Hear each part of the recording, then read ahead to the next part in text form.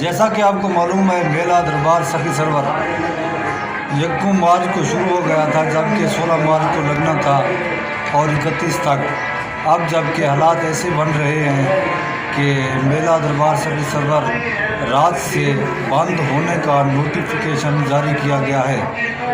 अब हमारे MPA साहब आज आए हुए हैं, उनसे भी हम गुजारिश कर रहे हैं, उनसे बात भी हो गई है। वो कहते हैं हम जो है ना वज़ीर आला पंजाब से बात करेंगे, इस मेले को बहाल करने की कोशिश की जाएगी। चलो ज़्यादा ना 2 हफ्ते तक बहाल किया जाए। आज भी उनसे जो है ना मुलाकात हमारे भाई की हो रही है, यहाँ से सरवर में मौजूद हैं। जबकि दरबार सखी सरवर को बंद करने का असद चांडिया जो हमारा इसी कमिश्नर को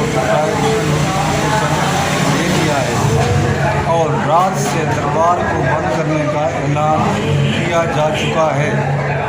बाकी जो ज़ायरीन आए हुए हैं उनसे भी गुजारिश है, जो हाज़िरी दे सके सखी सरवर दरबार पर वो वापस चले जाएं, जो नहीं दे सके इस वक्त वो भी पैर से ज़ियारत करके वापस चले जाएं।